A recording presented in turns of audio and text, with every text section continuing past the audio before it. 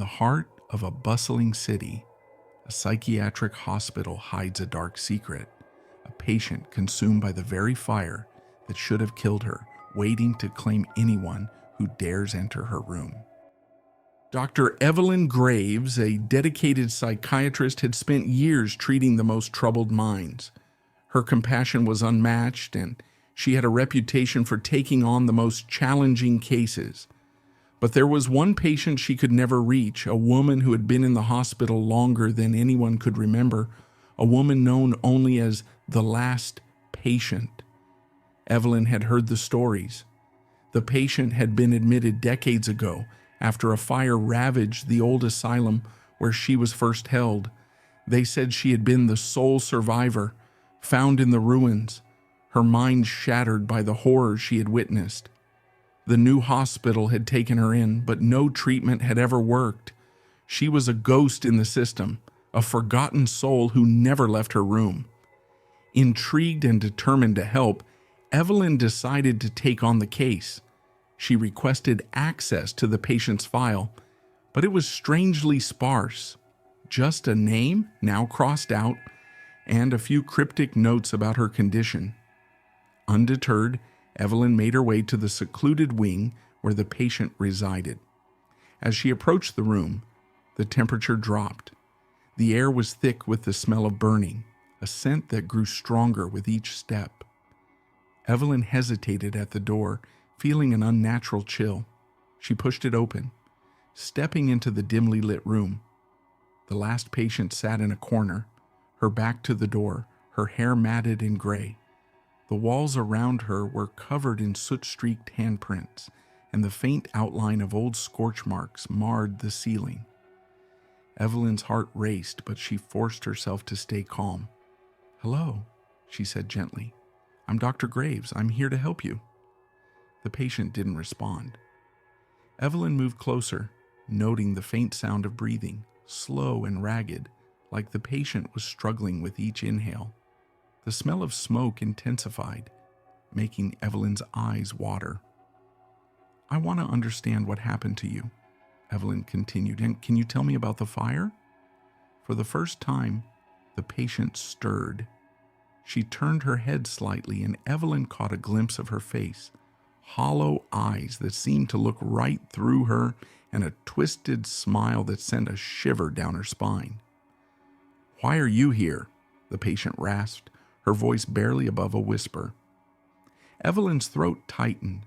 She was trained to handle difficult patients, but something about this one unsettled her deeply. She swallowed hard and pressed on.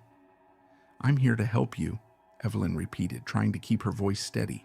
The patient's smile widened, and she began to laugh, a dry, raspy sound that echoed off the walls. "You can't help me," she said, her laughter growing louder. "You're too late." Evelyn felt a chill run through her, the room seeming to close in around her. She backed away, but the door slammed shut behind her, trapping her inside. Panic set in as the patient's laughter filled the room, mingling with the distant sound of crackling flames. "You shouldn't have come here," the patient whispered. "Now you're one of us." The walls seemed to pulse with heat, and Evelyn could feel the fire that had once ravaged the old asylum, the flames that had claimed so many lives, beginning to engulf her. She reached for the door, but it wouldn't budge. The smoke thickened, choking her as the room transformed around her into the charred remains of the old asylum. In her final moments, Evelyn realized the truth. The patient wasn't the last survivor of the fire. She was the fire, a vengeful spirit, reliving the tragedy over and over, claiming anyone who dared to enter her room. When the staff found the room empty the next morning, they assumed Evelyn had left. But deep within the hospital, in the room where the last patient had once been, a new name was added to the list of those who had never returned.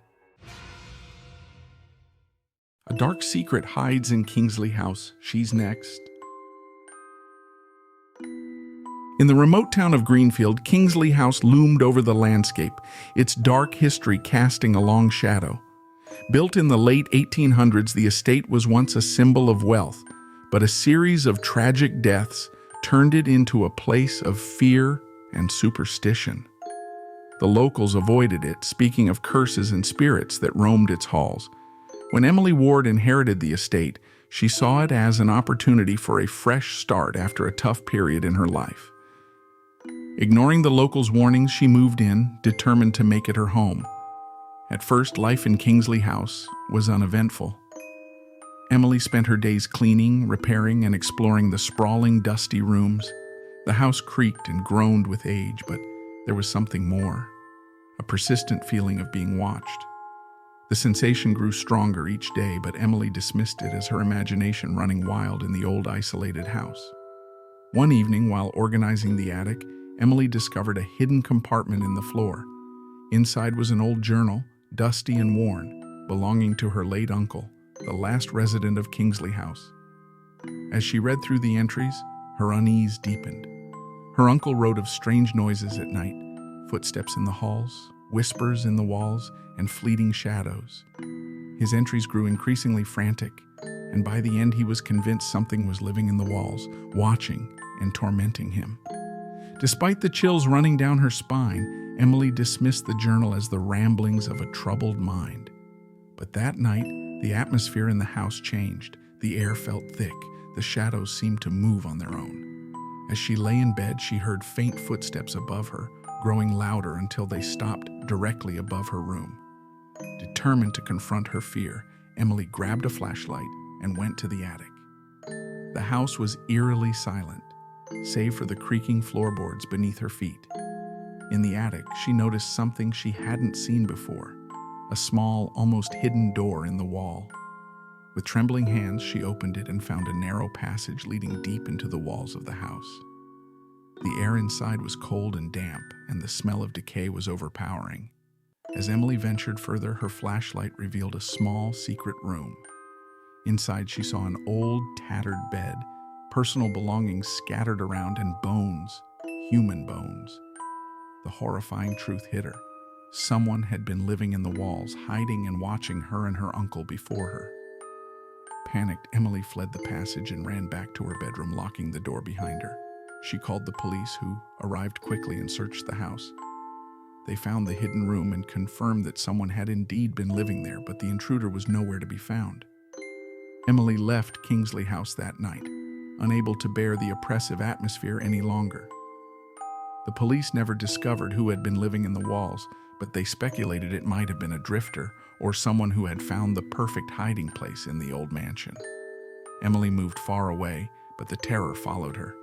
Even in her new home, she could never shake the feeling of being watched, a constant reminder of the horror she had uncovered in Kingsley House.